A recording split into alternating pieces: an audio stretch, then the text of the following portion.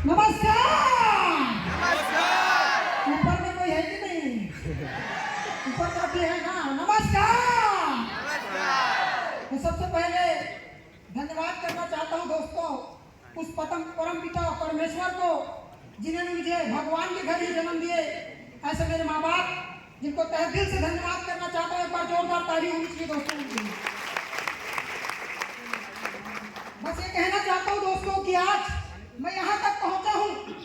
इसकी छोटी सी स्टोरी मैं आप लोगों के बीच में शेयर करना चाहता हूँ। सुनना चाहते हो क्या? दोस्तों आज से 2016 में पहली बार इसी हॉल के अंदर मैं पहली बार आया था। 20 साल की उम्र में मुझे जिंदगी की खबर नहीं थी। सपने पूरे होते हैं या मैं लाखों कमाऊंगा या मैं जिंदगी में कभी साहब बनूंगा, ये मुझे नहीं पता था। लेकिन पहली बार इस मीटिंग इसी हॉल के अंदर आपको सबको सबसे पहले तो बधाई देना चाहता हूँ। आप सबको एनटीसी की बधाई हो। आप सबको बधाई इसलिए दे रहा हूँ मेरे दोस्त, क्योंकि आज से 7 साल पहले जब मैं पहली बार इसी हॉल के अंदर आया था, उस कोने में खड़ा था। और उस कोने में जब मैं खड़ा था तो इसी हॉल के अंदर इसी मंच के ऊपर एक आदमी का सम्मान हुआ और मैंने देखा उस सम्मान में मेरे पिताजी भी चढ़े उस मंच में। हेलो, मेरे पिताजी चढ़े और वो शख्सियत और कोई नहीं दोस्तों, हम सबके महागुरु ITC leader mister Bhupendra Sahu sir के लिए एक बार जोरदार ताली होना चाहिए, जिनका यहाँ पे सम्मान हो रहा था। और मेरे पिताजी भी उनके साथ मंच में आके खड़े हुए और वहां से मैं खड़ा होकर देख रहा था और मुझे लगा यार मेरा पिताजी बहुत खुश होगा मंच में खड़े होके। लेकिन सारा अंदर से शर्म आ रहा था मुझे कि मैं कब ऐसा काम करूंगा कि सच में मेरा बाप अपना सीना चौड़ा करके खड़ा हो जाए उस मंच में जाके। और वो दिन आता है फ्रेंड, और वो दिन है आज का। वो सर को एसटीसी बने थे, उसका औलाद एनटीसी बन गया हमारे डियर फ्रेंड। तो क्या आप भी आज इस हॉल में सपना देख रहे हैं? तो दोस्तों ये बिजनेस में आने से पहले सबसे पहले नाम बता देता हूँ, बुलबुल आदमी। आप हंसते तो अच्छा लगता है। मेरा परिचय नाम सुनील साहू है। डोंगर मेरा छोरी मेरा गांव है और सब्जी बेचना मेरा काम है। हेलो दोस्तों, सबसे पहली चीज तो आज मैं जो भी चीज बना, जितना भी काबिल बना, उसका सबसे बड़ा श्रेय मैं अपने पिताजी को देना चाहता हूँ, क्योंकि उसने 10 साल की उम्र में ही हम बच्चों को बहुत मजबूत बनाया। 10 साल की उम्र में मेरे पिताजी डाला बेला में मुरई बेचने जाते थे। हेलो, डोंगरगढ़ में हम गावा बेला में मुरई बेचने जाते थे और एक जगह में पिताजी बैठाते थे और बोलते ऐसे थे सब्जी बेचना रहता था, बोलते थे डंके के चौक में बेचना है। हेलो, तो प्रवीण को पूछता था मैं डंका कहाँ लाऊं? डंके चौक में चल के वहाँ। समझ आ रहा है कि नहीं आ रहा है? तो समझ में आया कि यार कोई भी काम करो तो पूरा कॉन्फिडेंस से करना। ये पिताजी ने बचपन से दिया दोस्तों। और यही मैं बोलना चाहता हूँ भाई, ना कागज से ना कलम से ना किताब से सीखा, मैंने जिंदगी के हर जंग जीतना अपने बाप से सीखा। मैं अपने बाप। और यही दोस्तों धन्यवाद करना चाहता हूँ जिनके वजह से आज मैं यहाँ पे खड़ा हूँ, इस काबिल बन पाया। वैसे मेरे डायरेक्ट अप्लाई मेरा गुरु मेरा भाई मिस्टर प्रवीण सर के लिए जोरदार ताली होना चाहिए। और दोस्तों जिनके वजह से आज ये लड़का इस टाइप से बोल पा रहा है या अपना छोटा सा ब्रांडिंग बना पाया या अपनी जिंदगी में छोटी मोटी चीजें हासिल कर पा रहा है, उसका सबसे बड़ा श्रेय मेरे मेंटोर मेरे गुरु मिस्टर विक्रांत साहू सर के पर दिल से ताली होनी चाहिए दोस्तों। और जिन्होंने हम सबको हमेशा सपना दिखाया और बड़ी बड़ी चीजों को पाने के बारे में हमारे ब्रेन में डालते रहे। आज भी अभी भी मुझे हाथ पहनाते हुए बोला है तेरा हाथ के 2-10 रहना चाहिए। हेलो, समझ में आ रहा है कि नहीं आ रहा है? बड़ी बड़ी चीजें जो मैं कभी साला अपने ढक्कन के अंदर डाले नहीं, उन चीजों को सर आके बताते कि तू कर सकता है। और फिर मैं उन चीजों को बार बार एनालाइज करता हूँ। ऐसे मेरे विचार बनाने वाले मेरे गुरु मिस्टर भूपेंद्र साहू सर के लिए एक बार जोरदार ताली होती है दोस्तों। और दोस्तों एक ऐसे शख्सियत आए हैं, शख्स नहीं है दोस्तों, वो शख्स नहीं दोस्तों, शख्सियत है जिनकी वजह से आज छत्तीसगढ़ में हजारों लोग कार चला रहे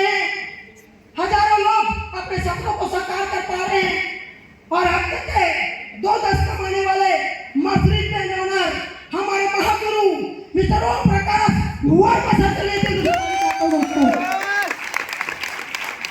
रियली दोस्तों बहुत शानदार इंसान है वो।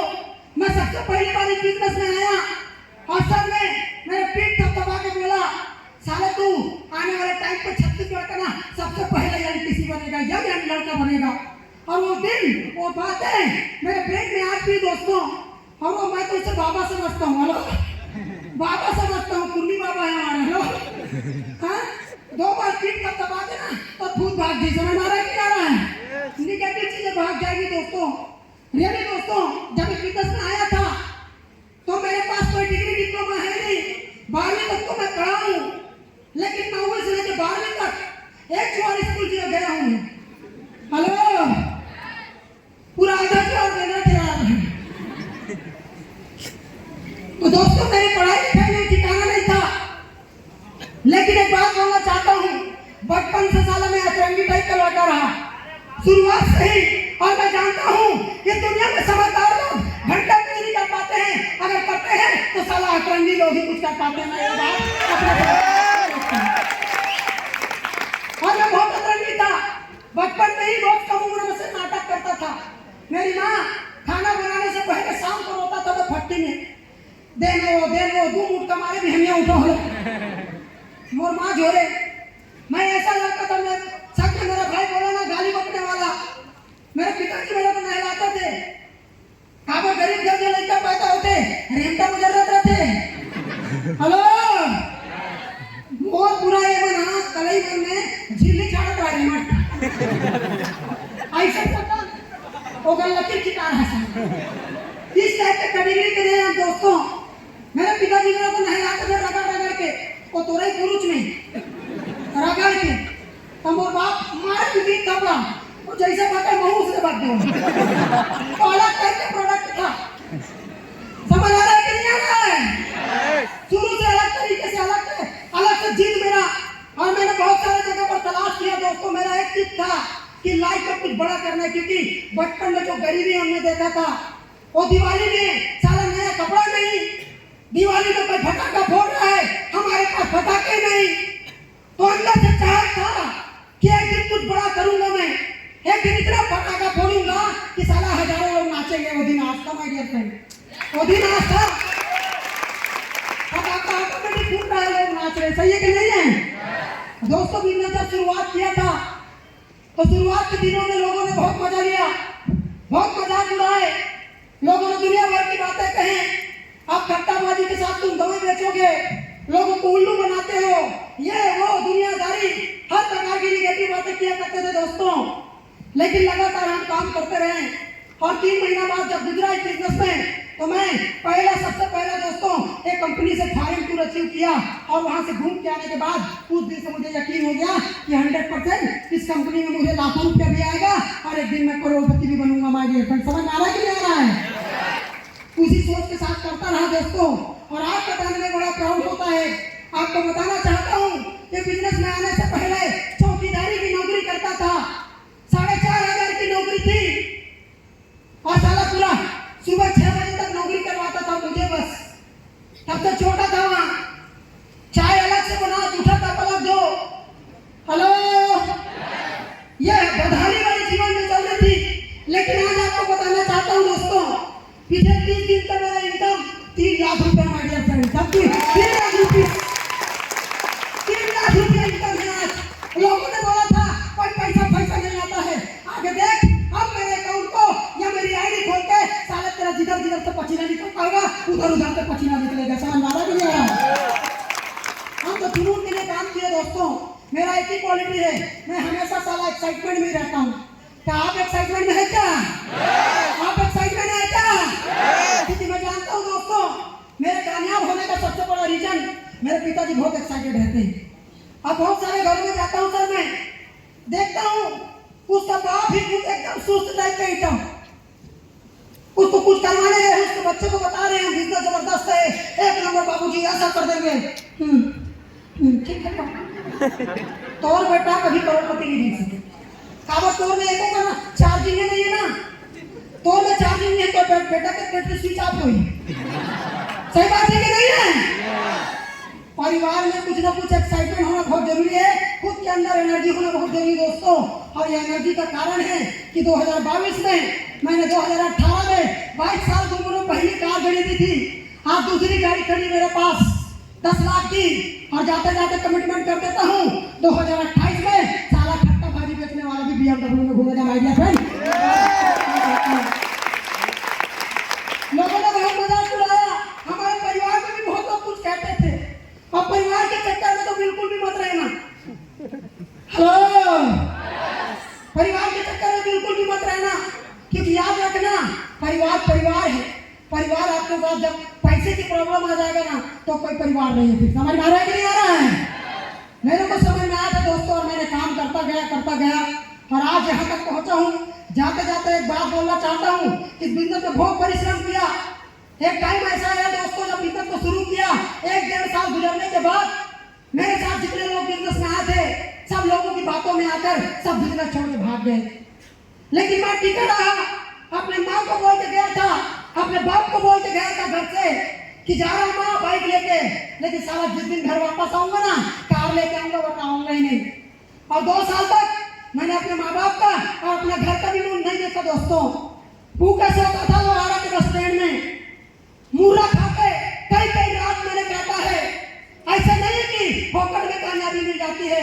अरे अगर राम बनना है आपको वन जाना पड़ेगा। समझ में आ रहा है कि नहीं आ रहा है? वन जाओगे तो राम बन जाओगे, सही कि नहीं है? और दोस्तों मैंने भी वैसे परिश्रम किया, मैंने भी स्ट्रगल देखा, मेहनत करता रहा दोस्तों, और आज एमटीसी बना हूँ। और सर लास्ट में एक बात बोलना चाहता हूँ, एक कंपनी मुझे छोड़ने का मन क्यों नहीं किया। एक छोटी सी स्टोरी सुनाना चाहता हूँ, सुनने के लिए तैयार हो क्या? ऊपर वाले लोग रिप्लाई दे रहे हैं, सुनने के लिए तैयार हो क्या? एक बार आप लोग का एक्साइटमेंट देखना चाहता हूँ कि आप सच में कितना एक्साइटेड हैं आज आपको इस प्रोग्राम को लेके, और वाकई में आने वाले 5 साल के अंदर आप सब एमटीसी बनने वाले हो, तो उसका एनर्जी कितना दिखाना चाहते हैं।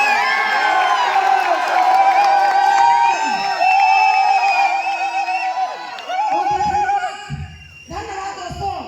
एक छोटी सी स्टोरी, ये कंपनी से प्यार क्यों करता हूँ मैं। ये देखो दोस्तों, बोलते हैं आप अगर अपने काम से प्यार करते हो एक दिन आपका काम आपसे प्यार करेगा। मंजिलें छूएगी, मंजिलें आपके बनते जाएंगे, रास्ते आपके बनते जाएंगे, और एक ऐसा टाइम भी आएगा दोस्तों आप सिर्फ अपना हौसला बुलंद करना, एक दिन आसमां को भी जमीन के नीचे आना पड़ेगा। समझ में आ रहा है कि नहीं आ रहा है? और लास्ट में एक छोटी सी स्टोरी सुनने के लिए तैयार हो? दोस्तों एक बार क्या होता है, एक ईमानदार लोहार होता है, ईमानदार लोहार। एक गांव में लोहार रहता है, जंगल के किनारे गांव रहती है, आसपास के 40 किलोमीटर के दूरी में उसके अलावा कोई लोहार भी नहीं होता। और वो लोहार इतना ईमानदार, एक दिन लोहा बनाते रहता है। अचानक ऊपर में देवलोक में भगवान विष्णु से बोलता है अपने देवदूत को, जा यार वो लोहार को टपका के लाना। तो देवदूत जो है लोहार के पास जाता है और बोलता है भैया तुम्हारा बुलावा आ गया है, भगवान विष्णु जी ने आपको ऊपर बुलाया है। तो बोलता मैं जाने के लिए तो तैयार हूँ साहब, लेकिन प्रॉब्लम यह है कि किसान लोग पूरा धान बो चुके हैं, उसकी धान कटने वाली है और सबका औजार मेरे घर में पड़ा है। अगर इनका औजार नहीं बनाया तो बहुत सारे किसान लोग के अनाज खराब हो जाएंगे, उसके फसल बेकार हो जाएंगे। एक बार जाइए भगवान से पूछिए कि वो मुझे मौका देते हैं क्या कुछ दिनों के लिए। तो सच लोग बोलता है यार बात सही बोल रहा है ये। वो चला जाता है भगवान को, बोलता है साहब भगवान ऐसा ही सब बात है कि लोहार में बोल रहा है तो आने वाले टाइम पे कुछ दिनों बाद आ जाना, उसका भी बहुत कीमती समय है, वहाँ पे लोगों की जरूरत है उसे।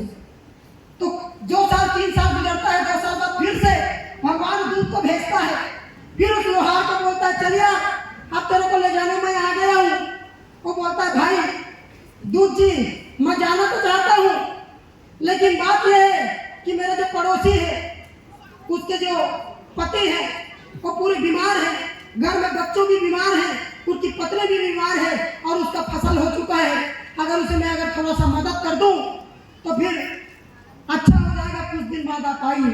ऐसे करते करते उसने जिंदगी के 40 साल निकाल दिए, लोगों की मदद करते करते 40 साल निकाल दिए भगवान को। और जैसे 40 साल हुआ उसने खुद भगवान को कॉल किया और बोले आओ मुझे ले जा लो। तो दूत को बोलता है भगवान श्री कृष्ण जी है, विष्णु जी एक काम करता हूँ, साला ईमानदार आदमी है, इसको तो मैं ही टपकाने जाऊंगा। हेलो, बहुत ईमानदार आदमी है, इस अच्छे आत्मा को लाने के लिए मैं ही जाऊंगा। तो वो जाता है और फिर बोलता है, प्रभु मुझे स्वर्ग में ले जाना। तो श्री कृष्ण भगवान विष्णु से कहते हैं, अभी भी तू स्वर्ग में जाना चाहता है? मैं बता दूं तुझे कि तूने जो 40 साल काम किया ना, वो स्वर्ग से कम नहीं था। हेलो, और कहाँ स्वर्ग में जाओगे? स्वर्ग में तो देवता लोग आपस में लड़ाई करते रहते हैं, और तूने जो काम किया है अपनी जिंदगी में, लोगों को साथ में मेहनत किया, साला यही स्वर्ग है। समझ में आ रहा कि नहीं आ रहा है? और दोस्तों, ये डायरेक्ट सेलिंग कंपनी, ये माई लाइफस्टाइल भी ये स्वर्ग जैसी कंपनी है। आज सुनील 3 लाख कमाता है, बात अलग है। मेरे टीम में इसी महीने दोस्तों 20 लोगों को महीने के 1 लाख रुपए इनकम आ रहा है। 20 लोगों का, 20 लोगों का, यह सबसे बड़ा स्वर्ग का काम है, ये सबसे अच्छा काम है दोस्तों। तो यही वाणी है कि अपनी वाणी विराम करता हूँ। जाते जाते कमिटमेंट करना चाहता हूँ सर कि आने वाले 12 महीने के अंदर पूरे छत्तीसगढ़ के अंदर सबसे पहला साला यंगेस्ट सीटीसी कोई बनेगा, यही सुनील साहू बनेगा, यही माइकल लाल बनेगा। ये मैं आपसे वादा करता हूँ।